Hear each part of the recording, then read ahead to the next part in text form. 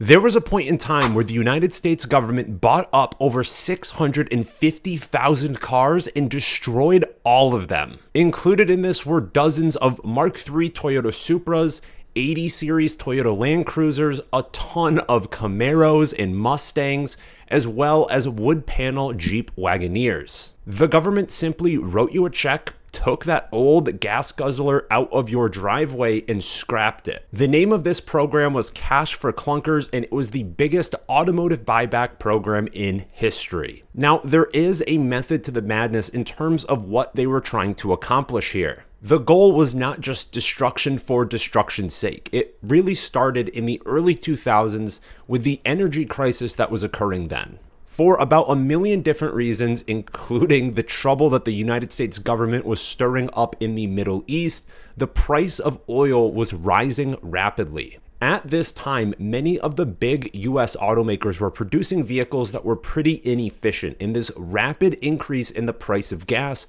hurt their business and put them on pretty shaky footing. Then fast forward to 2008, and it was the start of the financial crisis. Now, often when we think about this time, we think about the housing market collapse and the distress that this caused a lot of the big banks, but it was also a very difficult time for automakers. The big three American automakers being Ford, General Motors, and the Chrysler Group were already pretty unstable because of that energy crisis, and this was a near lethal blow. And with the automakers being in distress, it also harmed the ecosystem that supports them of dealerships and part suppliers. And this was because as consumers kind of tightened up their wallets, they were just a lot less likely to make a new car purchase. And it also didn't help that a lot of the vehicles being produced by the big American car companies at this time were not all that competitive either. This would ultimately lead to General Motors being directly bailed out by the federal government, but that is a story for another time. So considering this hardship that the automakers were going through, the government decided to act and try and induce demand. In the summer of 2009, the US federal government launched the Car Allowance Rebate System, which is colloquially known as Cash for Clunkers. Now, this program was a little bit complicated in terms of the vehicles that qualified and some of the specifics. But at a high level, you have a relatively modern vehicle that runs and drives but gets poor fuel economy. The government then says that they will give you $4,500 for that car, but the money has to be used to purchase a newer, more fuel-efficient vehicle. But the catch was that once you sold your car to the government, it was going to have its drivetrain disabled, and then it was going to be scrapped. It was not going to be parted out to keep other cars on the road.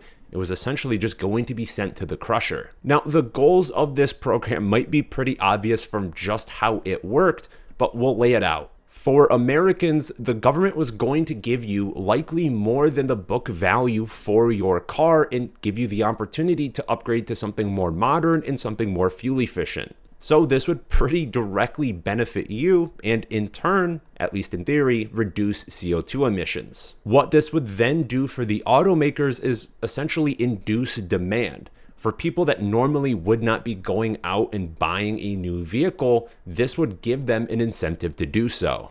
And in the intro, I talked about some of the more special cars that got mixed up in this program and destroyed, but of course those cars are so few and far in between, they did not constitute the majority of cars that were destroyed under this program. Instead, some of the top cars that were getting destroyed were various versions of the Ford Explorer and Chrysler minivans, as well as Jeep Cherokees and Ford F-150s. Again, partially because these cars were so inefficient, but also because there were so many of them on the road. And I think the scale here is a little hard to wrap your head around. There are hundreds of millions of vehicles in the United States, so 650,000 cars getting destroyed doesn't necessarily sound like all that many. But it really is a lot of cars. 650,000 is approximately how many Ford F-150s get sold every single year, just disappearing into the ether. One interesting fact is that kind of on the flip side,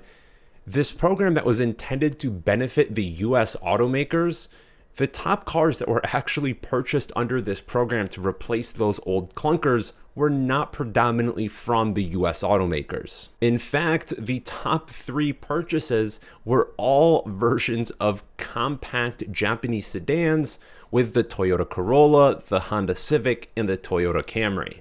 Ford would just sneak into the top 5 in 4th place with the Ford Focus. Another point is that some of the cars that were being purchased on the backside of this program weren't all that fuel efficient. The Ford F-150 and the Chevy Silverado also made the top 10, and while they are more fuel efficient than the vehicles they are replacing, they can't really hold a candle to something like the Corolla. Now let's circle back around to some of those more special vehicles that did end up getting caught up in this program, and lay out some of the reasons why this wasn't a mass destruction of enthusiast cars. The way the program worked is that you were only incentivized to participate in it if that $4,500 rebate was more than the present book value of your car. If your car was worth more than $4,500, which in 2009 many enthusiast vehicles still were, you had a stronger incentive to just sell it private party or trade it into a dealership. But even still, there are a few documented cases of vehicles like the Toyota Land Cruiser, the GMC Cyclone,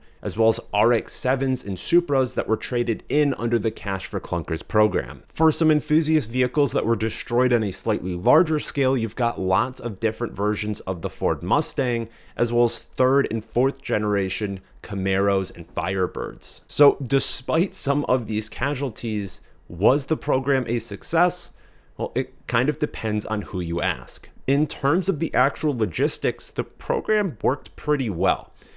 Americans were very excited to trade in their old cars, and in the course of just a few months, the US government collected over 650,000 vehicles. So to that extent, it worked well, and it did stimulate some demand for the auto companies. It also generally helped people get into newer, safer, and more fuel-efficient vehicles. The rebuke to that would be that in terms of the actual dollars spent, it was not the most efficient way for the EPA to reduce CO2 emissions. They simply could have just gotten a lot more bang for their buck elsewhere. It's also a bit questionable if this program really helped to induce long-term demand, because as soon as the program ended, sales dropped back down. And subsequently, looking back 15 plus years later, there are a lot of critiques people have about this program, and many of them are quite valid. Most commonly, you hear that it would have been far more efficient for vehicles that got traded in under this program to be fully parted out, opposed to being scrapped. Because it is true, it takes less CO2 emissions to keep even an old inefficient vehicle on the road than it does to build a completely brand new car. The program also could have been a lot stricter in terms of the types of vehicles that you could use that rebate to go out and purchase. If you are simply just helping someone trade in their old F-150 to go and buy a new F-150, that isn't necessarily well aligned with the goals of getting people into significantly more efficient vehicles and reducing emissions. And generally, there were a lot of administrative pains that popped up with this program that could have just been run a lot smoother. And lastly, it would have been nice from an enthusiast perspective if there were some parameters or some guidelines around what vehicles qualified for this program that took into account a vehicle's historical or cultural importance. Because it just isn't a good look to see the US government destroying a bunch of rare, desirable classic cars.